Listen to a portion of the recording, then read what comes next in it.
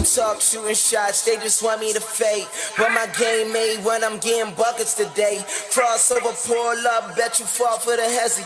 Game 7 prime time is butterflies on your belly, now can you do it? Folding under the pressure, boy, can you do it? If you going, show 'em who better. Don't let the game slip and don't get caught in the lights. Crown me, yeah, Jordan taking off on the flight. Baby, give me all the rings right now, we the champions. We the champions. I do my thing right now and it can be done. They said it can't be done. Give me all the rings right now, we the champions. We the champions. I do my thing right now and it can't be done. They said it can't be done. Yes, sir. Yes, sir. Yes, sir. What's going on, man? How's everyone doing? How's everyone doing? It's your boy AB, and we're back. And we're back. And I know some of you guys are like, back? Like, where'd you go? Who are you? Well, my name is AB. This is Open Gym. We're finally back. As you can see, I know I got some old people, not old people, but you know, the originals, the OGs, the fans that were here in the beginning, the people who's rocking out with me in the beginning that are here. But as you can see, we are broadcasting live on a new channel as well on YouTube.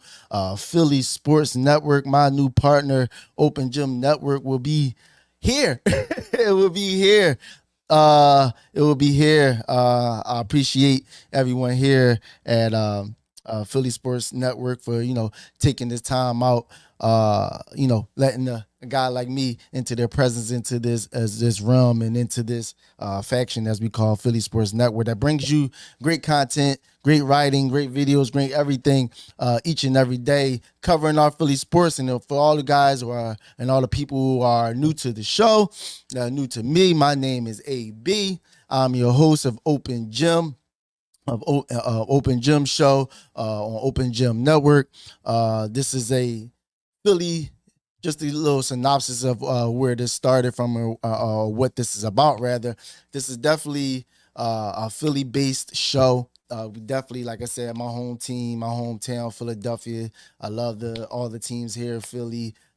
Phillies, the Sixers, Flyers, Union, Eagles, whoever it might be. I rock out for my team and my city as always. But it's definitely a Philly-based sports show. But definitely as well, we cover, you know, different things that's going on around our national leagues, NFL, baseball, hockey, football, wherever it might be, basketball, whatever it might be. We cover little things as well. So, you know, this is Open Gym, man. You know, is how I even came up with this show. I used to think about back in the day, you know, just a little synopsis for people who's new here. Back in the day, who you know, you went to gym class, you know, it wasn't nothing like that Friday afternoon, where it's just you go to gym and you don't have anything structured, anything to do, but it's, you know, open gym. Do whatever you want. Play football, baseball, handball, wall ball, whatever it might be. So there's no holds barred. Create your own teams, create your own narratives, create your own discussions, your talks, whatever you might want to do. This is the place to be at Open Gym. Real discussions, real debates at times, real analysis, real breakdowns of what's going on with our Philly sports teams and around the leagues all together. So I appreciate you guys being here with me. Appreciate you guys, Philly Sports Network, for allowing me to be here. Anything else I got to say? Get all the pleasantries out the way. Also, as you can see, Open Gym Network is a brand as well. We do have green for our Eagles fans, green hats and black hats as well, with the O, the side patch on the side as well, with the logo. That will be dropping real soon, in a matter of weeks, actually. But you know, that's just all that is, just, you know, help this channel, help this company, help this movement grow, essentially, as we bring you more and more content each and every day. Try to bring the best content, the most interesting content, and the best and real content out here, because, you know, it's a lot of, you know, clickbait things that's going on, and a lot of people do a lot of good work out here as well. But I try to keep it as normal, as funky, as real as I possibly can. And I know real is like a cliche nowadays, but definitely something I try to do, that I know as Philly fans, for sure, we don't sugarcoat anything. That's for sure. So if we feel something and we believe something, we going to definitely let you know. So again, I'm your boy AB. This is Open Gym, and this is Philly Sports Network, Metro Philadelphia, all those things. We got all the pleasantries out the way. So thank you for allowing me into your homes at this moment. But let's get right into it. The NFL is back. The NFL is back, people. We are back in full effect. Hurts poor decision making. Oh, we already started. They already in here, but we're gonna get to it right away, man. We in full effect. Week one is upon us. It's about to conclude very soon. Week one, we got the last game tonight, which is Monday night. But let's start off with our Birds, with our Eagles, man. Week one, Friday night, 8:00. Down in was Brazil, the first ever game in Brazil. Eagles versus the Green Bay Packers. The Eagles went on to beat the Packers 34-29. Woo! I mean, it was definitely up and down. It was a bit sloppy at times as well. But we're going to get right into it. And definitely, I appreciate you guys stepping in around. I see the comments already coming through. So keep them coming. Keep your comments, your concerns, your frustrations, whatever you got to do. And whatever you got to say, keep them in there. We're going to touch a lot of them this morning as well. But let me just break down what's going on. So the Eagles beat the Packers 34-29.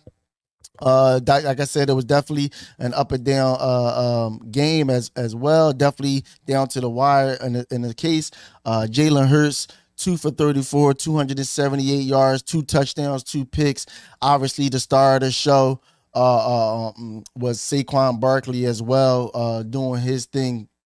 Scoring was that 3 touchdowns by himself, 1 passing, 1 rushing, 24 carries, 109 yards, averaging 4.5 yards a carry. A.J. Brown chipped in with 5 catches, 119 yards, and 1 touchdown. Devontae Smith, 7 catches, 84 yards. Dallas Goedert, 4 for 31. Saquon Barkley, 2 for 31. On the Packers side, Jordan Love, definitely 17 for 34, 260 yards, 2 TDs. Josh Jacobs finally got it going late a little bit, 16 carries, 84 yards. Jaden Reed, we all know he torched us that Friday night just off of four catches, 138 yards, and a touchdown. So, I mean, that's the gist of it as far as what the players have done. We all know, let's start there, get it out the way. Saquon Barkley was the star of the show, as we all know, catching the pass, running touchdowns in as well. It was on full display. Saquon Barkley was definitely as advertised when he came into this season. When we signed with this team, rather, I should say. They said he wasn't quick with the bursts, couldn't move fast. Things was declining. I didn't see much decline there. I know it's early. I know it's game one, but we have to be honest about, what we've seen and what was said coming into it, because I know it probably gave us a lot of trepidation as far as, what we were going to get because of what we seen in New York the previous years. But we always, man, we can look to that and look at the Giants situation compared to the Eagles situation, where you got one of the best offensive line, if not the best offensive line in the NFL, with the Philadelphia Eagles, versus the worst, if not the worst, offensive line in the past couple of years in the NFL, in the New York Giants. And if you want to go the surrounding skill positions around them, you have A.J. Brown, Devontae Smith, Dallas Goedert, and others, versus, I don't know who the Giants had the past couple of years, from Slayton to whoever else you want to sit there and name, essentially, like they're out there. And then, the most important caveat of it all is the quarterback. You have Jalen Hurts, who was in a MVP running one year, went to a Super Bowl, had a down year last year, but, still a promising young quarterback in his league, versus Daniel Jones. Do I have to say more? I don't even have to go through the subsequent analogy or things that Daniel Jones is. As you can see, just after this week alone, the fans was outside waiting for him, booing him as he came out, telling them to give the money back. So that explains it in itself. So the two different situations and contrasts as far as this team and that team, I always went into the situation already knowing that this would probably be a more suitable situation for him, where he was literally the focal point on offense to create anything for the Giants, let alone just being just another piece to the puzzle of what we got here in Philadelphia. Like I said, rushing wise, only 24 carries, 109 yards, and 2 touchdowns, and then he added two receiving catches, 23 yards, and 1 receiving touchdown. So you're talking about 24 to 5. So you're talking about a total of 26 touches overall for Saquon Barkley in the night, whereas in the past, Saquon Barkley is getting it 30 plus times a game just for the Giants to have a fighting chance, essentially, like that. So that's definitely something that I always went into the situation knowing that, less touches. We know what he can do with the ball. He doesn't need much. He doesn't need much space. He has the burst. He has the quickness for the home run. It's just a matter of being surrounded by a team that's suitable for him to be the best that he can be. And we seen it on the full display Friday night. I mean, I've never seen. Well, we seen it here as Eagles, but I know Saquon was probably running and probably realizing, like, for 3 to 4 yards, he's literally running through holes, not being touched until 3 or 4 yards down the field. So I know that probably was just like something that was like mind-boggling and mind-blowing to him, to just be able to even have a game like that, knowing how much space he has going through that game, when you got like guys like Devontae Smith and AJ Brown having so much attention on them. It was bound to open up the game for Saquon. So definitely debut party for Saquon Barkley. We appreciate you. And I can't wait to see what's to come down the line. That was amazing as far as your coming out party, and you are officially an Eagle, Saquon Barkley. You're officially an Eagle. So since we got that out the way, let's break down this game. Just thinking about it. Like you said, I see you guys in the chat. Definitely gonna be pulling up some of your comments. We're gonna discuss and talk about as well. But definitely, the game. What side we want to start on? Let's start defense. The game, defense. A lot of mixed emotions, a lot of different things that was going on within the defense. Let's start with the fact that the corners, I'm good. I know that we came into this season feeling like, not feeling anyway, but being up in the air. We have an aging cornerback in Darius Slay.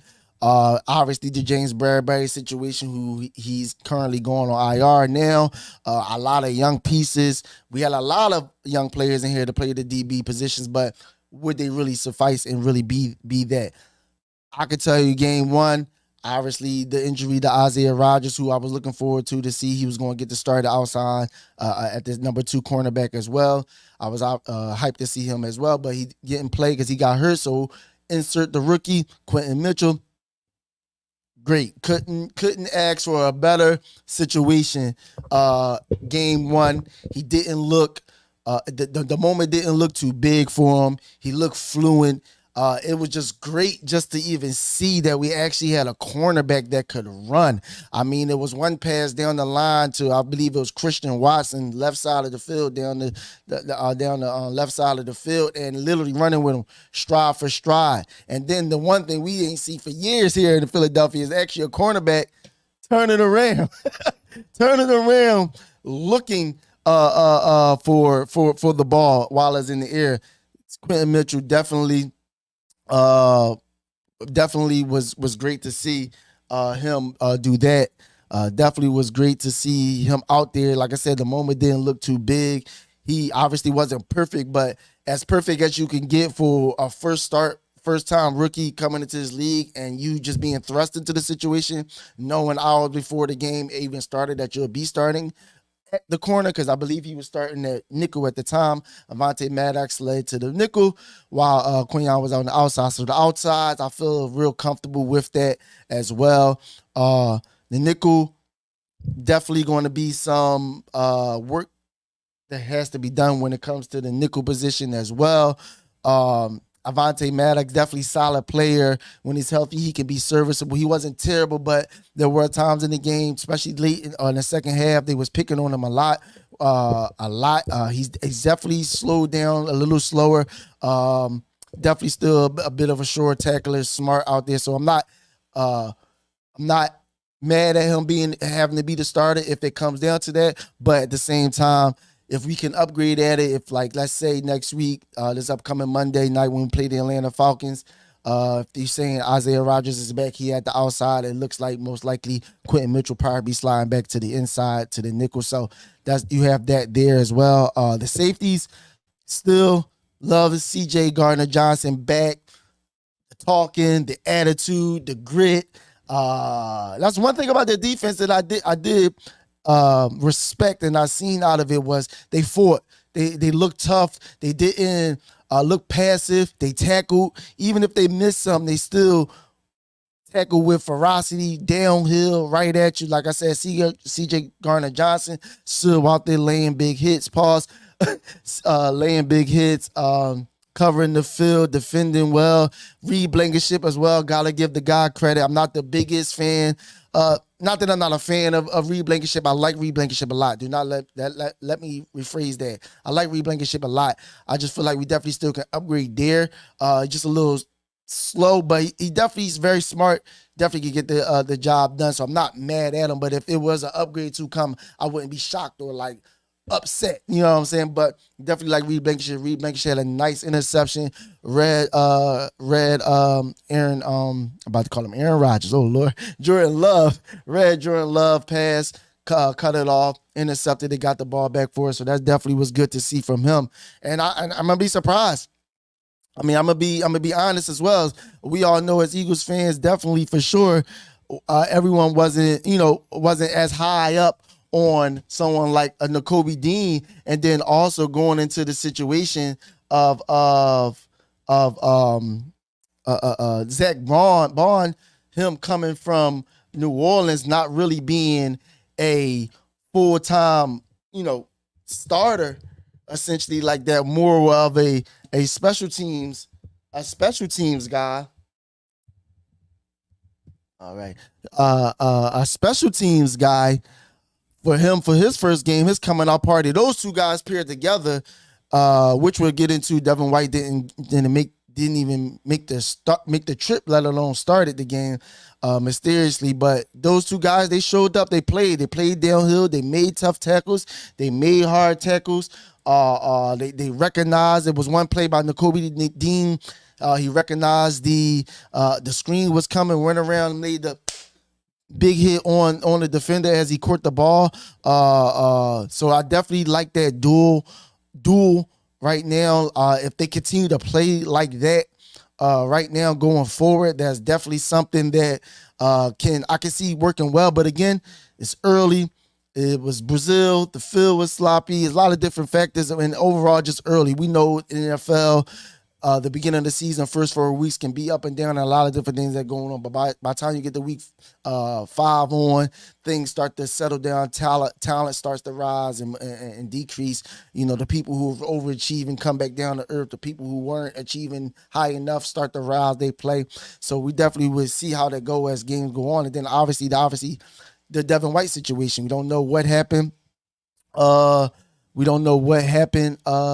In that situation, they say an injury, but I mean, practice most of the week and then don't even make the trip at all when you got a guy like Isaiah Rodgers who was hurt as well, prior to leaving, still went and tried to attempt to play. So you still have that. Yes, sir, Dean and Bond look good Friday, absolutely. But, those guys look good.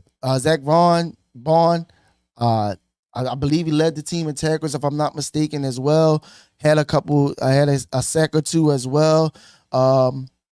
Defensive line, Jalen Carter, we all know that guy is going to be a beast. As of right now, I just don't see much around him. Week 1, long season to go. I get it. Not going to overreact. Going to take this, game by game as we continue to build more of a sample size of how this defensive line go. But if you want to just go off of week 1, I would give the defensive line run stopping early good. Later on in the game, Josh Jacobs gashed him a bit at times, but at the same time, the issue of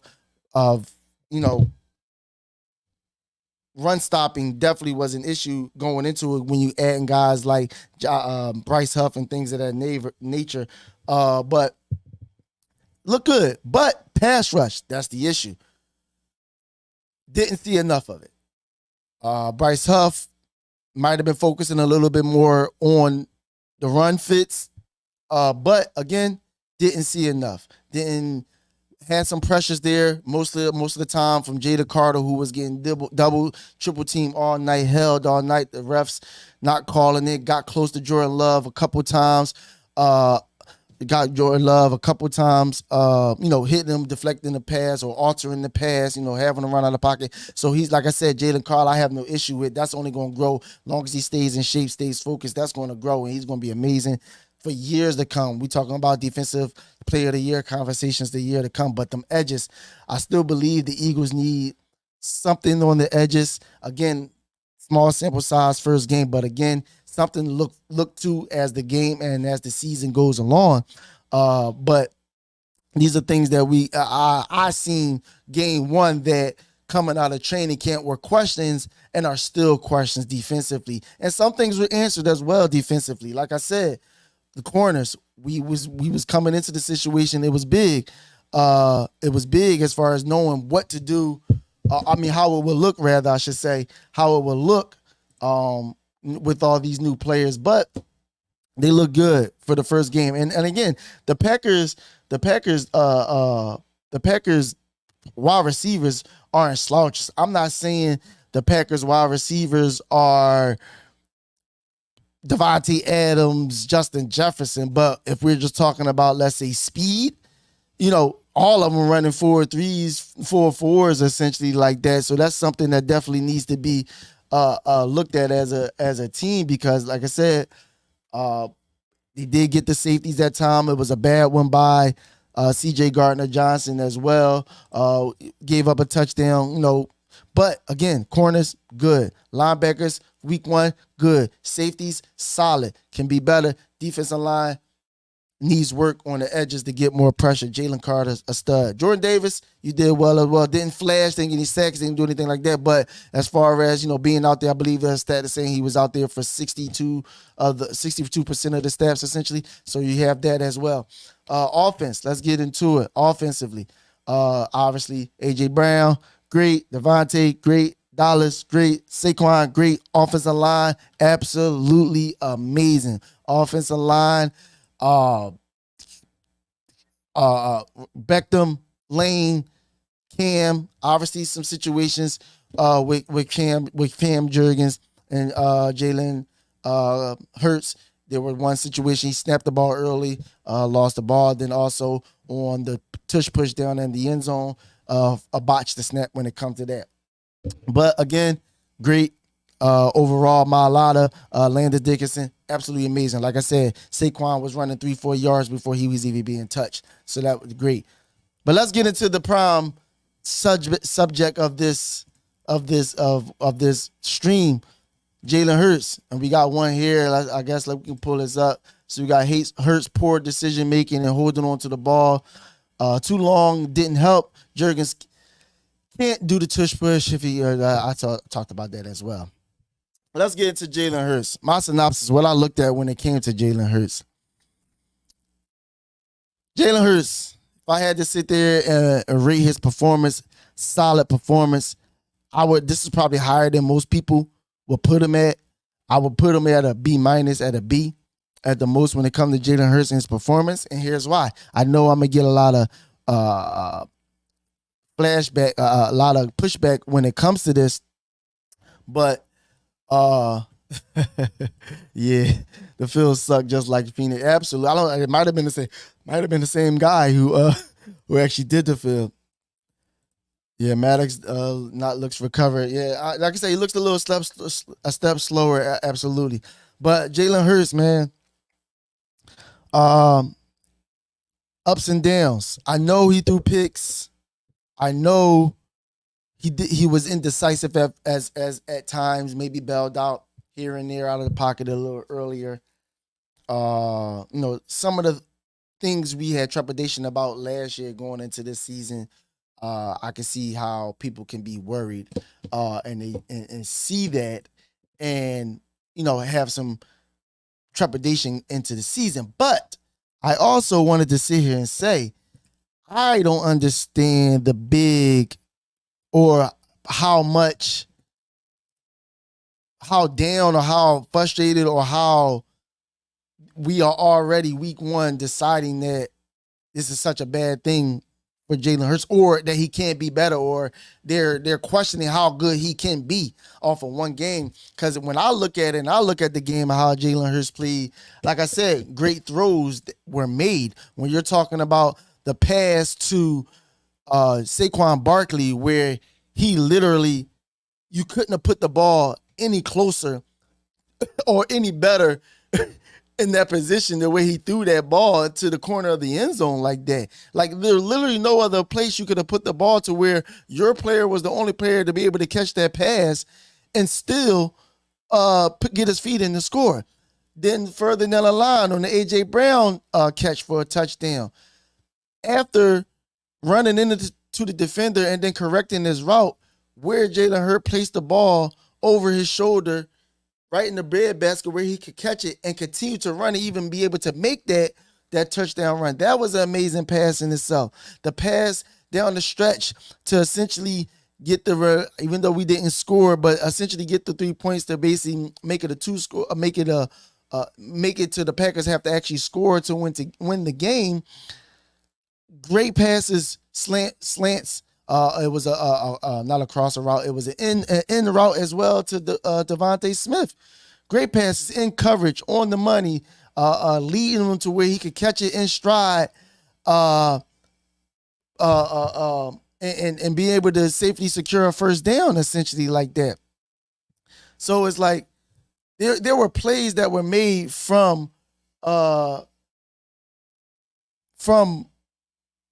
Jalen Hurts passing the ball to his receivers and everyone else. But again, there were some bad ones. The interception down the middle field. Don't know what he was looking at. The one that could have been a pick six later on to the sideline that they just dropped. Obviously had a fumble in there as well. So the turnovers, I wouldn't say not a concern, but I look at it more so as the fact of has to be cleaned up. Things that can be cleaned up. And I also believe, as this last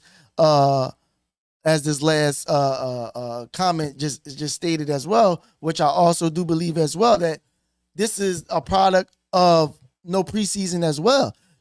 As you at the start of the game, you seen the defense come out firing, knowing what to do, not really, confused. Obviously, it's a long football game. Adjustments are made, so things happen. But overall, you seen from the defense what you wanted to see from the offense. And like I said, I am a component of playing a preseason game. I'm not saying you got to play 3 quarters, whole halves, anything like that, but just to get your feet wet, feel the speed of the game, get hit maybe once or twice, see live action. It can only benefit you. And it's seen that the Eagles came out slow. First 2 possessions of the game, we didn't score and they gave the ball back. One was a turnover and one was a punt.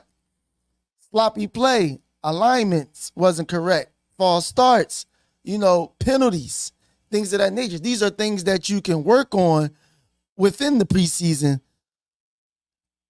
Knock off the rest. Yeah, I agree. I absolutely. Yeah. I don't agree with this being the team's preseason, but I do agree. That they probably approached these first couple games as preseason, as far as trying new things, as far as trying to institute things. But wouldn't you agree that if there are things to be instituted, that if there are things that need to be done or tried out, try that in the preseason? Again, you could do that within the first 15 scripted plays in the first on your first drive in the preseason. Again, you don't have to play the whole preseason. I understand the Eagles have a they tend to lean on the side of caution per se, but they want to, they want to keep the guys healthy and safe because they can be ready for the season. I understand it, but there's a middle place for all these things. We just literally just seen it on our own team with Vic Fangio. He played starters in the preseason. The only player I believe didn't play as much, or if at all, I want to say was Darius Slay, that I can, off the top of my mind, can definitively say, because even guys like Jaden Carter, Nolan Smith, who played one preseason game, damn near the whole game, Jordan Davis, the whole offensive line, Sweat, I don't believe was out there much as well. The linebackers, all of them, even Devin White, all the safeties, like I said, everybody played, and you've seen that. Offensively, no one really played of importance that mattered. But I do agree it will get better. This isn't the end all to be all when it comes to this offense.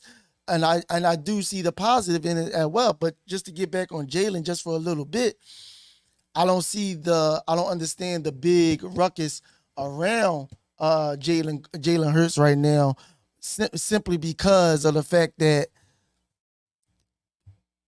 I seen the good as well. And the things that we are speaking about that you have trepidation about, all things that can be corrected. And let's take it a step further. I can be I'm about to say ass. I can be that too if you make me mad enough, but I can be a half glass filled guy as well, and put it to you this way. There were also things that we wanted to see from Jalen and this offense that they also showed. Pre-snap motion. Can Jalen determine zone, man, and if it's a blitzer coming? Can Jalen react to the blitz and get the ball out quickly? Obviously, we have one play in particular that we all see vividly that flashed because he stood in the pocket and took a hit as well, was all out blitz, and he threw it to the left sideline to AJ Brown. While it was a free man coming, he got hit. So these are the things that I'm looking at. I was like, can he get better? Is he showing that improvement in those things? And I've seen that. Again, there were things that came back to whereas the up and down aspect that I speak of, that he also made some bad decisions as well. Not seeing the safety when he threw it and he threw that pick. Being late or being hesitant to, excuse me, to pull the trigger I believe it was Devontae Smith, and almost got an interception on the sideline. But again, being able to decipher the blitz, get rid of it quick. There was a lot of quick decision passes. I love the two passes that were to Dallas Goedert, crossing routes the one was a crossing route, got it to him in stride, catching it. It was another blitz at that. He's running on and off on the races. Another one, Dallas Goedert down the sideline on the comeback route, back shoulder. Like things like that we want to see from our quarterback that only make him better. Those are the things I'm saying. Can he at least do it? Because if he can at least do it, now we can sit there and hone on it and work on it and get better at it. Again, escape the pocket at times. And then I know there's this unction about him and his running. He doesn't look as fast and things of that nature like that. Granted, we all know Jalen Hurts put on some weight or some muscle as well, but I also put that on the field as well. And I can almost be certainty, if we all know our Eagles, they side on the side of caution at all times. So I can only imagine them speaking with him and all their players essentially, as far as, taking care of themselves out there on the field. The field was terrible.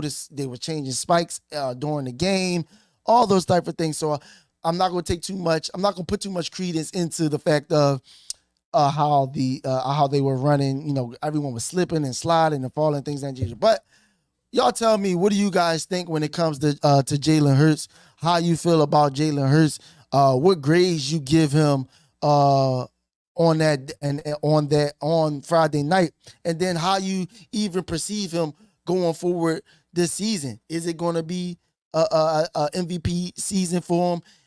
Me personally, I don't think he need to be MVP for us to win a championship. Is he above average? You can win one, absolutely, but I personally believe he's among the greater quarterbacks, top 10, even with the ability, if everything starts clicking, being a top 5 quarterback within this NFL. I do truly believe he has that ability in him, because not only if we get the mechanics and things of that nature ready for him, I also believe just the special ability of him just being a winner as well, I believe, is something that I believe he can do. So let me know what you believe about Jalen. Agree, how you feel about him, game 1 and even going forward into this season. By winning by running the ball instead of passing the ball like you did, Dougie P. I think we're pretty sold on that. These Eagles team wants to throw the ball, that's for sure. But with a guy like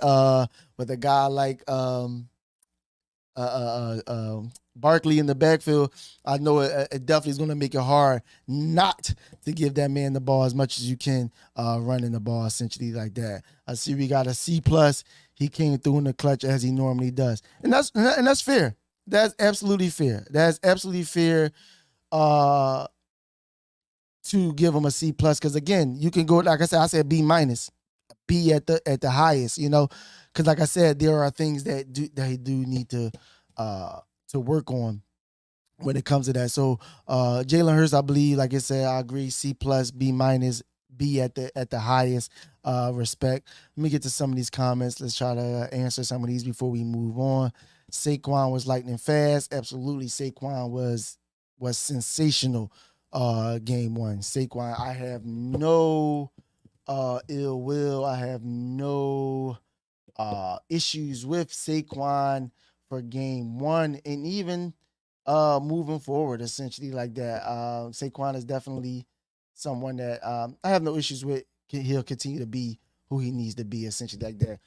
What else? Let's see. We got the first half was giving me heartburn. Absolutely. I got to say it was an ugly game. It was an ugly game. It was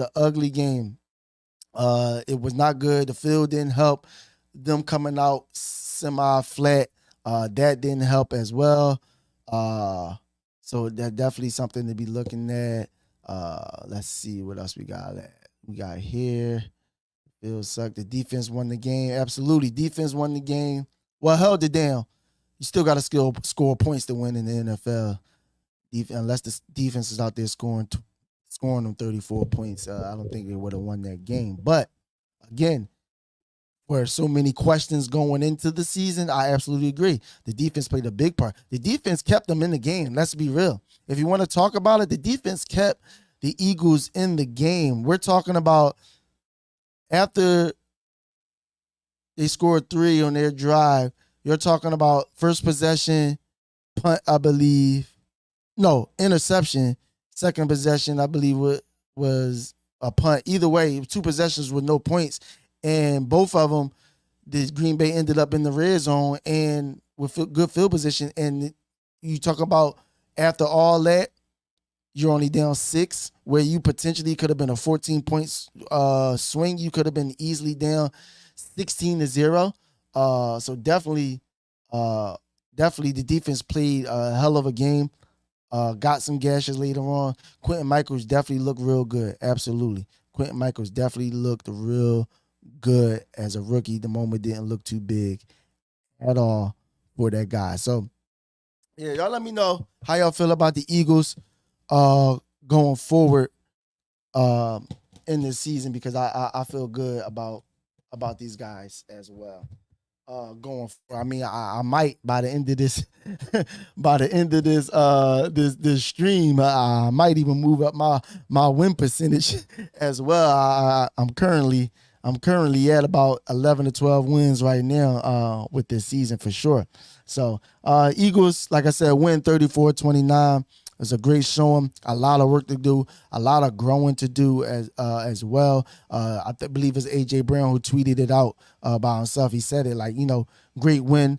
A lot of work to do. That's all that needs to be said. Because if you take in game one, and it's sad, but I see it even, and you just think this just not going to be corrected, you should already see that we already know as the Philadelphia Eagles organization, and Howie Roseman specifically, he's an overcorrector.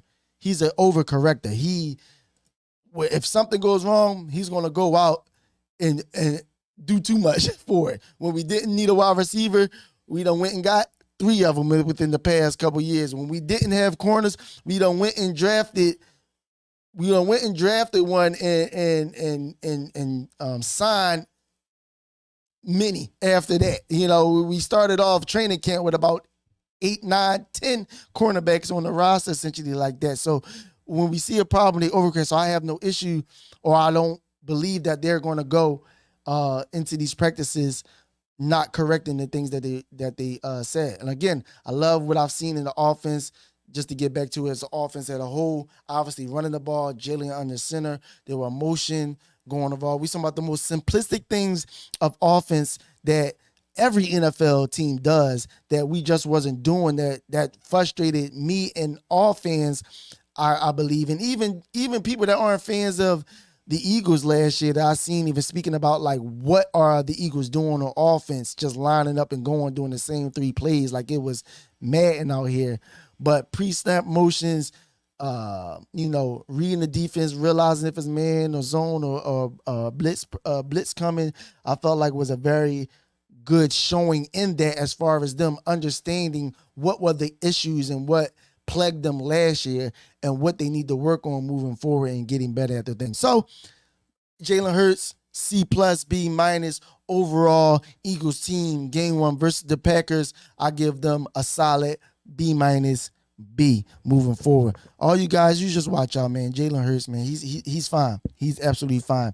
Let's move over to the NFC East standings. We're going to talk about them for a second. Obviously, we know week 1 is almost basically done. We got the Monday night game tonight. Forgot who it was tonight, but I'll look at that up in a second. We don't know how good or bad or the Eagles until the 3rd or 4th game. I absolutely agree. Around once you get to week 5 and on, that's when things start to settle out and get things going. So definitely I agree with that as well. So like I said, NFC East. Let's move over. NFC East. Like I said, see, week 1's almost in the books. We got a Monday night game tonight. We have the NFC East. The current standings is you have your standing leading Eagles and Cowboys top of first, and you're bringing up the Commanders and the Giants in the rear. Let's just talk about our division at the moment. And while I'm, discussing and talking about it, you write in the comments, let me know what you think about the teams around them, how they look week 1, all that. Let me know. Talk to me. We're gonna have a little chat about this for a second. So yeah, Eagles. Obviously, we spoke about them. We had the Cowboys who played the Browns, the Giants. They played yesterday, and the Commanders yesterday. I'm gonna be honest. If we just want to talk about week 1, we ain't going to go any further than week 1 because they're not going to overdo the expectations or what we just seen, essentially. But if we want to just talk about week 1, it's no way I can sit here and definitively tell you that we should be remotely worried about them, any of our division foes. And the reason why I use the word remotely is because a couple things here. Well, there's only one thing there for the Giants. They are Daniel Jones. Do I need to go further? Y'all take your time out to go look at Daniel Jones, how he played without a guy like Saquon Barkley in the background to bail him out. I literally don't have to speak anything else about that when it comes to the Giants. Commanders, again, I'm not the biggest college football guy, but I do know who's the players and the non-players that are supposed to be coming out going into the NFL. So I do a bit of research on these. I can be early or I could be, making a preconceived notion of the guy, but about Jaden Daniels, I believe his name is, the quarterback for the Washington Commanders. Don't say he can't get better. But as of right now, I don't see how the Commanders can be of any relevance this season. If this is what we're going to see from this quarterback going forward. And I say this why. Not because of scheme, because obviously as the season go on, hopefully they will, branch out and make the playbook bigger or whatever. It was just him. Just being honest, it was him. What did he do? He did not want to throw the ball whatsoever. I mean, I watched. I almost had to turn it off, essentially like that. He didn't throw the ball. I'm looking like, is he ever going to throw the ball? And I equate this to because what made me really tap into it, and it's funny because I had who did I have? It's fantasy, obviously, and then obviously FanDuel, things of that nature. You place your bets and things of that nature. So you had different players, and a friend of mine texted me. He was livid. He was upset. Like, what the heck is Terry McLaurin, Scary Terry? Is he even playing? Like, what is going on? Like, I thought they had a new quarterback, this, that, and the third. And I'm like, yeah, what's going on? Like, Terry McLaurin, I don't even think he recorded a catch, let alone any yards. Went into it, Jalen Daniels, only 184 yards passing and 88 yards rushing. Granted, he's young. I understand that. Took 2 sacks, but what was it? 17 for 24. He attempted 24. He completed 17. It just wasn't throwing the ball. It was a lot of read option, run and gun. First read isn't there. I'm just going to go and I'm just going to run. And it was just like, and then when he threw the ball, I still didn't even see like, what was the special thing about it? Was it the arm strength? Was it the accuracy? Because it wasn't like the ball was always accurate. It wasn't like the deep ball was there. I don't even think he took a deep shot. And if I did, I must have missed it essentially like that. This pretty much wishing injury. So I just don't understand that. And then this defense, I mean, the defensive line is definitely still solid and things like that nature, but I just don't see the Commanders being of any relevance at this moment. So you got the Giants, Commanders still with quarterback issues and things of that nature like that. So really is nothing to really talk about them, especially, but we all know what it's all about when it comes to this division. It's a 2-team race in this division between the Dallas Cowboys and the Philadelphia Eagles. Dallas, obviously, they put a shellacking on shellacking. That cracked me up. They put a beat down on the Cleveland Browns, 33-17. Dak Prescott, 19 for 32, 179 yards and a touchdown pass. So that lets you know what they did offensively. So we're going to dive into that even a little further. Deshaun Watson on the other side as well. 224 for 45, 169 yards and 1 TD as well. So that lets you know how that game was. The Browns suck. And I'm not going to say the Browns. Let me take that back. The Browns as a team have a lot of talent. Amari Cooper, Jerry Jeudy. Okay, offensive line. Even though Nick Chubb is not there, they have Nick Chubb as a running back. Jerome Ford, who I like, is a serviceable running back as well. Defense, Myles Garrett. Denzel Ward still is back there. They have some elite, some nice, some good players on their team surrounded. Deshaun Watson, no. Deshaun Watson stinks. I mean, he can get better, but what I've seen, he's not going to make them a good team. Too busy chasing ass, now he ass. Essentially like that. I mean, it's just, I'm being facetious and funny, but it's just like, seriously, I was not impressed. And then for him not to be as good as he is, turn around, Dak playing the same way. A nice pass on the blitz to Brandon Cooks. They have no one else other than CD Lamb, essentially. Uh, Ferguson, the tight end, I believe he got hurt as well. He's gonna miss a couple, a couple games as well. I think it's an MCL if I'm not mistaken. But the Cowboys don't scare me. You have Micah Parsons there. Yes, CD signed. I believe a day before the game. Yes, Dak signed literally before the game. Everyone got their money. Everyone's happy now. But as a team, they just lost too much for me.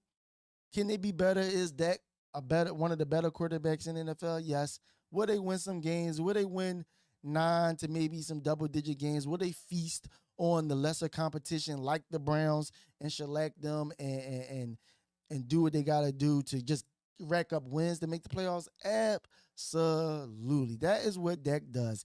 That's what they call an empty Dak Zach. I'm not Zach, Dak got the bag and said he good. Absolutely. Absolutely. Absolutely. Deshaun Watson, he messed it up for all quarterbacks going forward, I believe. We talk about 200 and something $1 million, and most of it is guaranteed. And he playing like that after 2 years? No, I can't do it. I can't do it. New Jersey Giants, Landover Commanders will have under a roughly 500 season. It's looking like with those. I agree with that. With those quarterbacks, there's no way they can be over 500 or too many games over 500 essentially. They'd definitely be a sub 500 team. But yeah, that team just does not scare me overall as a team. Like I said, they're missing a lot of players. People were whining about, their money and things of that nature like that. They finally got their money. Can they put it again? Yes, they're going to win some games. Yes, they're going to beat on lesser competition. But as overall, I can't see the Eagles not winning this division moving forward. I see the Eagles, for the first time, especially in this division, for the same team to win the division 2 times in a row. I see that actually coming down the pipeline. Let's look at it. So you talk about the Cowboys' upcoming schedule. We have the Saints, the Saints, the Ravens, Giants, Steelers, Lions, 49ers, Falcons. Obviously, you play the Eagles twice, Commanders twice, Giants twice. You got the Texans, Bengals, Bucks, Panthers. So a reasonable schedule. Middle of the pack. Got the Seahawks slapped in there as well. Like I said, so you got 2 wins over the Giants, 2 wins over the Redskins. Most likely, maybe they split with one of those 2 teams. We all seen the Panthers last night. Bryce Young isn't good. Seahawks, you can get a win. I can see them winning that. Is it in Seattle? Oh no, that was a piece again. I'm sorry, I went too far up. I apologize. So we talking about the Bills, rather, I should say. Yeah, there we go. So yeah, you got okay. So yeah, so a lot of these teams I can see, like you say, the Browns, the Saints, I can see them beating. The Ravens might be a tough one. The Steelers, the defense, but can they got the offense to match with the Cowboys? Like I said, the Giants twice, Commanders twice. You got the 49ers again. The Lions, that's going to be a battle. Like you said, you got the Eagles, the Falcons. I can see them beating the Texans. That's going to be a battle. But again, like I said, they could still win some games here. The Bengals, they ain't look too good. The Buccaneers, like I said, the Panthers this year, they stink. So I can see them winning 9 games for sure on beating up on the lesser teams and lose to the good teams. But then if you go back and look at the Eagles schedule moving forward, like I said, Monday night, Falcons, Saints. Right after that, that should be 2 wins. The Bucks, that should be the revenge game. So you easily could be 4-0 right there. Browns should be a tough one, but as you can see, Deshaun Watson stinks. The Bengals, they got to get it together, get Jamar Chase playing because he's not even playing. T. Higgins not playing right now. Like you said, the Giants, the Redskins, not Redskins, I'm sorry, Commanders. I mean, you can probably beat both of them twice. Steelers, like I said, the only toughest games I see, maybe the Rams. They got good offensive weapons. Baltimore Rams. That's 2 games. That's what I said. By the end of this stream, I could easily see myself getting up to 13 wins, essentially, like that. But again, when comparing the 2 teams going up against each other, yes, they'll be right there at the center of it all. They'll be right there at the center of it all with the Cowboys and the Eagles. But at the same time, I don't believe the Cowboys in this present state is a better overall team than the Philadelphia Eagles. The Eagles right now got one of the top rosters in the NFL on paper. I'm gonna say on paper because they gotta play the games. But again, if game one is any indication of what they can be, how they can grow, and how they can get better, absolutely, absolutely, absolutely. I got this team winning the division as well. So I look forward to the season going forward. I can't wait to see Cooper making it. Cooper Najee, yeah, he was out there for a little bit. I seen him on a couple of stages, but like I said, he was a little bit behind when it came to that as well. So yeah, man, I'm looking at the comments, just reading everybody's comments. But yeah, the Eagles, they're fine. They're fine, everyone. Slow down, relax. Jalen Hurts, he's fine. He's fine, everyone. Slow down, relax. They are absolutely fine. This team is built. Obviously, we got a lot of growing to do, coaching, the play on the field. And again, I do believe how we need to look into upgrading some edge. We need more pressure on there because if Friday night was any indication of how they're going to protect against the Eagles off defensive line, it will be a struggle as we go forward because long as you load up on Jalen Carter, I think a lot of teams will feel real good leaving the other guys one-on-one. So Bryce Huff, Nolan Smith, Josh Sweat, Joe Moo, who had a nice play I seen as well during that game, Milton Williams, all those guys, they got to start stepping it up and getting it going. So overall, like I said, this team is poised to win this division. I do believe they will win this division. And if I want to be frank and I really believe what I believe as far as how good they can be if they actually work on what they need to work on, I can see them winning 13 games this season. And you know what? I'm going to go on record and say we're going to win 13 games. Eagles are winning 13 games. Bold prediction, right? Bold prediction, right? Don't hold it to me like the guy who said it was going to eat poop. Oh, man. Can't wait to see Cooper and Max. Okay. So, yeah, man, Eagles good. I like what I see moving forward. They're going to be good. Jalen's going to be fine. So all you guys that's out there worried about Jalen, Jalen's going to be fine. But what I've seen compared to what I'm reading on Twitter and everything else about Jalen Hurts, how he looks slow, how he didn't look efficient, how he's still doing the same old things, how he's doing this and doing that. I just can't prescribe to that right now because it's week one, and then two, I also seen the positives that we wanted to see him do, standing in the pocket, reading the defenses, getting rid of the ball, seeing if it's a blitz, checking it down, hitting the passes across the middle, hitting Devontae Smith on deep ball, hitting A.J. Brown on the deep ball, running the read option still, getting under center, handing the ball off to Saquon Barkley. All those things I literally seen, and these are all the things that as fans we ask to see from them. Again, old habits rose up, absolutely. But again, you can't sit there and just automatically put that on them, knowing that. And I would say this: I believe this is probably the first time I felt like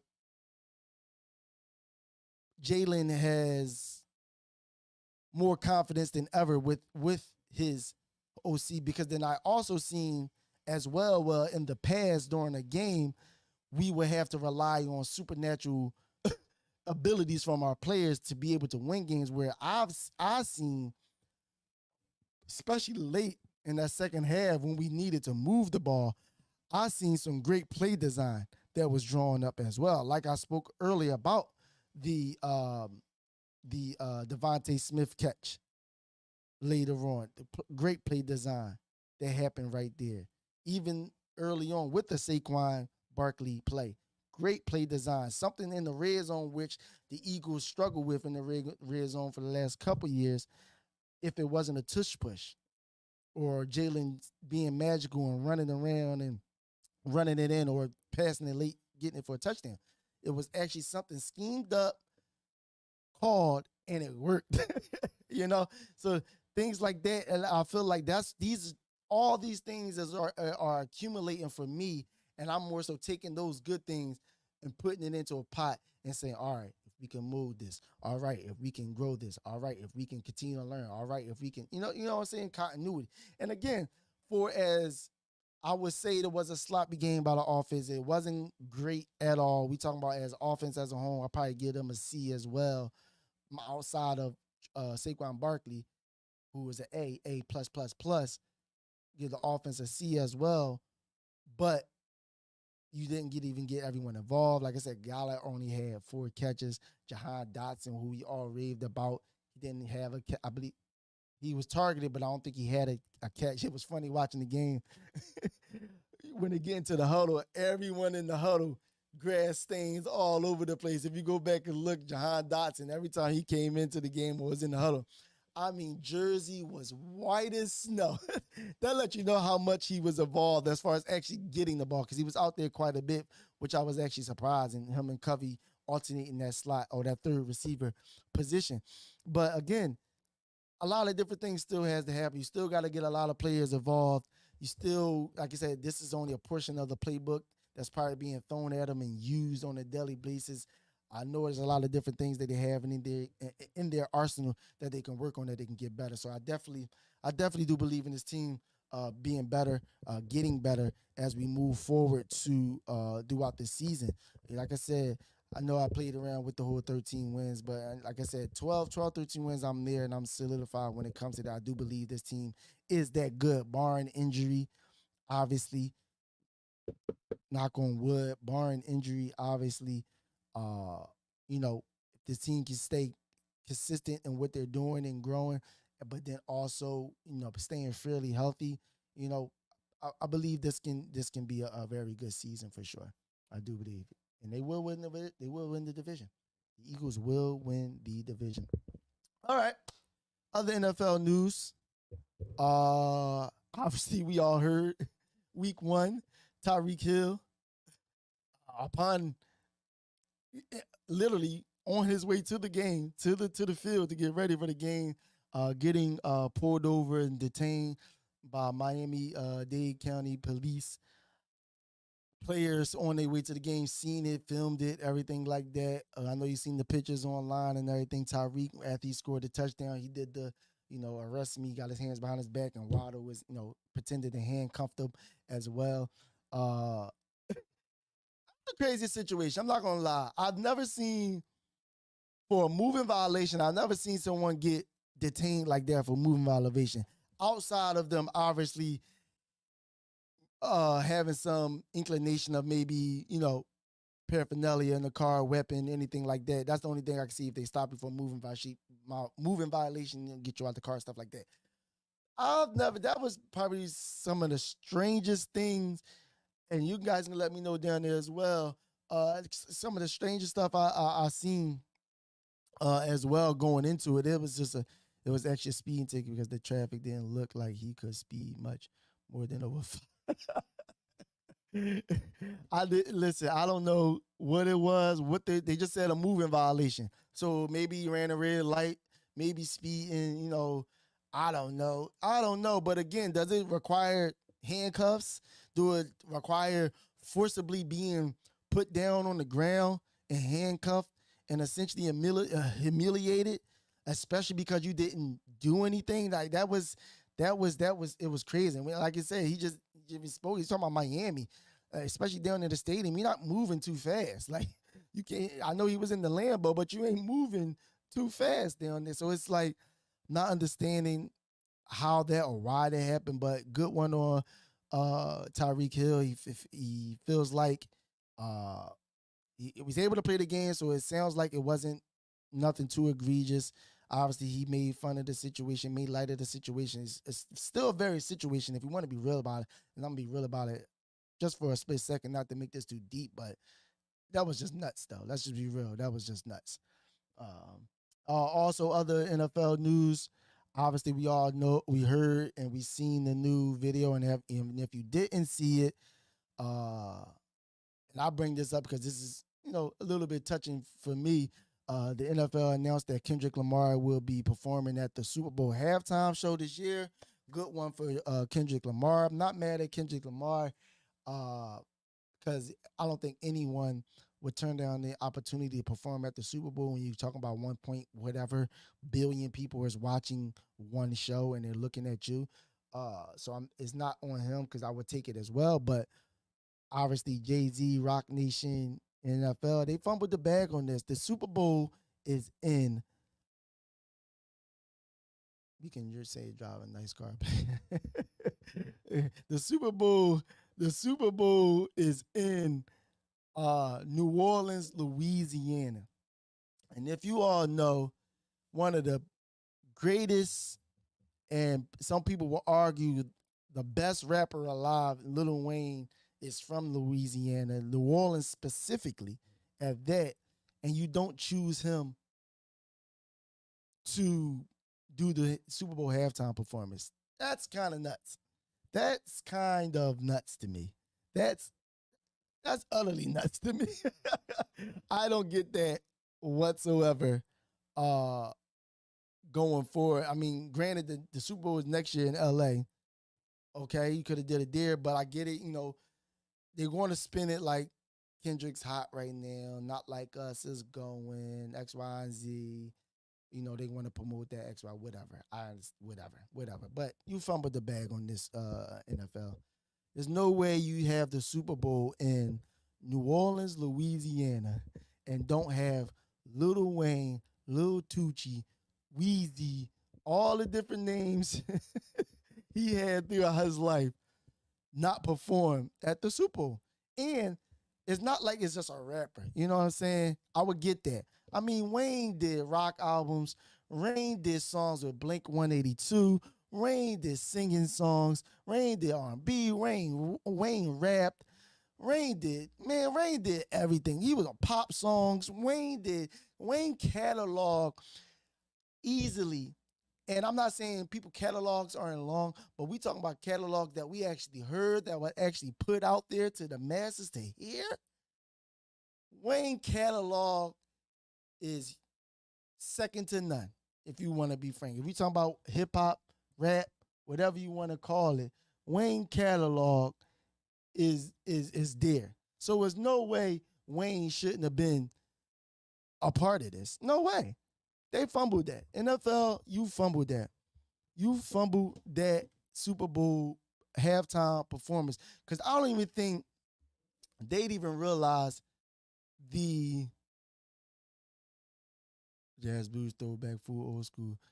All that. The bands, the trombone shorty who from Atlanta as well, probably be down there.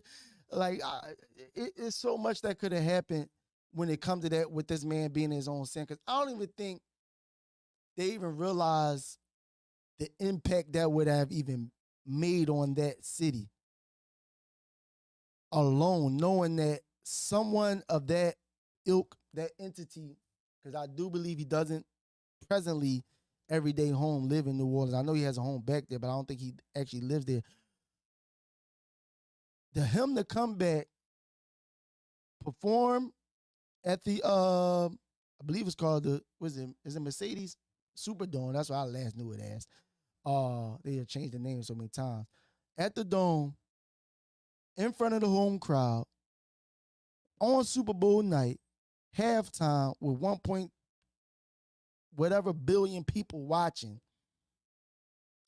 The camaraderie, the morale, the financial impact, the community impact. Not that he doesn't do community things now for his city, because he does a lot actually for his city right now. But I'm saying as far as him partnering with the NFL, doing different things like that, it would have just been monumental. Not that it's still the NFL, it's still a machine.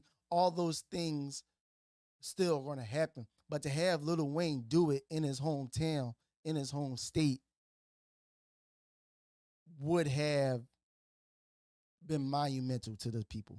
Monumental. We all know what New Orleans went through in the past and way back when, still in certain areas, still recovering essentially like that. But it would have been monumental. Granted, I know if someone's going to say in the it is Caesars. It is the Little Caesars Dome or something like that. You're right. Absolutely. I think it's Caesars. I think they have Little Caesars Dome, and I believe Atlanta has Mercedes-Benz, or it might be vice versa. But either way, yes, that is it. But either way, yes, I know people in the comments going to comment and say, But Lil Wayne's a Packers fan. That's not the point. His artistry doesn't have anything to do with his fandom, and I absolutely also agree with the fact that I don't believe his fandom of the Packers would impact what he would have done for that city or what he would like to have done. And Lil Wayne is actually on record. The crazy thing is, I believe is about, I want to say about 2 months ago, he was on a podcast. I'm trying to remember who it was on. I can't remember at this moment, but he's on a podcast and they actually asked him. He's on record stating that, they asked him, Super Bowls in New Orleans, did you get a call? Did anyone reach out to you? No, no one called. No one reached out to me, but I would absolutely love to do the Super Bowl performance. So he's on record stating that this was literally something he looked forward to possibly getting a call for to do the Super Bowl performance. Because like I said, not only the catalog, then you talk about the nostalgia effect of this. And I'm not sure how many people know or not, but if you look him up, before Lil Wayne was Lil Wayne, the entity by himself, Weezy, Lil Tunechi, all the little different things, he was a part of a rap group called the Hot Boys. So could you imagine Lil Wayne performing hit after hit after hit? And then go look it up. You sit there and you hear dun dun dun dun dun dun dun. I like them hot, the ones that don't want me to stop. What? The Hot Boys come out on stage and start snapping, start turning up on this. Come on, people. Come on, look it up. Hot Boys, Juvenile, Manny Fresh, Turk, BG. All those cats, man. Man, that would have been, you talk about someone that would have been out doing an event at home. It don't matter where you at, TV's up, surround sound blasting. We going in. Again, congrats to Kendrick Lamar, though. Like I said, I'm not mad at you accepting it because I don't think anyone would not have accepted the invitation to perform at the Super Bowl outside of Jay-Z. I believe he said that he was never going to do that. But outside of him, I mean, I believe I don't see anyone else that should have been that in that moment for that moment. So I'm gonna leave that alone. Kendrick Lamar, congratulations, Super Bowl halftime performer. Moving on, and I appreciate you guys coming in, stepping when we will be ending shortly. I just want to do a short show today. Didn't want to do it too long. Like I said, it was the first show back for Open Gym in general, and then also the first show with my new partners. Like I said, again, Philly Sports Network and Metro Philadelphia as well, broadcasting live on their YouTubes and channels as well. So make sure you like, comment, subscribe. Also, make sure you go over to everything Open Gym as well on YouTube and all social medias. But we'll get to that at the end. But moving on, where did I want to go? Okay, before I get to that, Eagles. Before we go, like I said, Eagles play on Monday night, Atlanta Falcons. If you've seen the Atlanta Falcons play, I don't have to say much. They stink. Kirk Cousins stink. Bijan Robinson, great talent. Kyle Pitts still to be to be determined with that. They have other weapons as well, Drake London, but again, Kirk Cousins going off week one wasn't good. Defense isn't as good as well. I think I don't take any team for granted. I don't, especially them as players. We're fans. We can take teams for granted. We can say we want to beat them, cook them. I'm just, being a realist because we all know the NFL. But they shouldn't take them lightly, but they, take them serious enough. But also, the Falcons just aren't ready to win yet. And we're catching them at a good time. Not saying they can't get a little better as the season goes on, but we're catching them at a good time. Things aren't going as well. Kirk Cousins is Kirk Cousins. And we're talking about Kirk Cousins on Monday night, which that trend, I think he did finally win a primetime game last year. Or did he get hurt? Was the year before? Doesn't matter. Kirk Cousins, primetime Monday night, and you're here in Philadelphia at the Link. I see us winning that game for sure, but obviously when we get later on in the week, predictions will come, scores will come. analysis of the game will come. So we're diving into that, a little further later on this week. So you guys stay tuned and hit the notification button for that as well. So Eagles, Monday Night Football, 8 o'clock, Atlanta Falcons. Look forward to that. Look forward to the Eagles coming out, having a better showing. Hopefully dominate, but like I said, a better showing. Show. Me personally, this season, I'm looking at the Eagles. Each week it should be progression in some facet. If it's running this week, next week should be better. If it was pass protection, if it was pressure, if it was whatever it might be, each week by the end of this season into the playoffs, we should be a more cohesive unit. So look forward to that Monday Night Football. Before we get out here, one more note to share. Sixers, they're almost back. We're on our way. I didn't get to talk to everyone about this just yet. Obviously, I'll do a later show, diving into it as we get closer to the season and no more information come out and things get settled. But just quick synopsis of the offseason. Love all the moves. Love the depth. Love everybody getting paid. Like I said, draft maybe a little off on that, but again, it wasn't the craziest of talent in the draft either. So, draft is what it is. But like I said, as far as the offseason free agent acquisitions, Eric Gordon, Paul George, Kelly Oubre re-signing, Caleb Martin, Kyle Lowry coming back, Tyrese Maxey another year, Joel Embiid another year, Tyrese Maxey getting paid, Paul George getting paid. Like I said, Kelly coming back. I like everything. Got the guy. I'm not going to even try to say his name right now. I'm gonna learn it though. But the guy from the France national team that we seen, he made his claim to fame, supposedly dunking on LeBron James. Re-signing him at power forward. Andre Drummond here as well, another guy as well. So I look forward to this team. Definitely, Daryl Morey did a good job getting some signees in here and having a good roster be put together with veteran and young guys and just depth in general to be able to continue to play. Second year, Jesus, can't think of the young guy's name right now. I know his Twitter name is like CB4 or something like that. But the guy, dread, light skin. But either way, I like the young guys, the old guys, putting it all together, getting ready for season. Training camp starts October 1st. They'll be in Nassau, Bahamas from the 1st to the 5th. So I can't wait. I'm excited. All the content, everything we got going on with that, to speak on them, get ready for the season, which I do believe this will be, if not the season, a season to be remembered, and not in a negative way, but I'm definitely going to dive into that further along down the line as we get closer to the NBA season.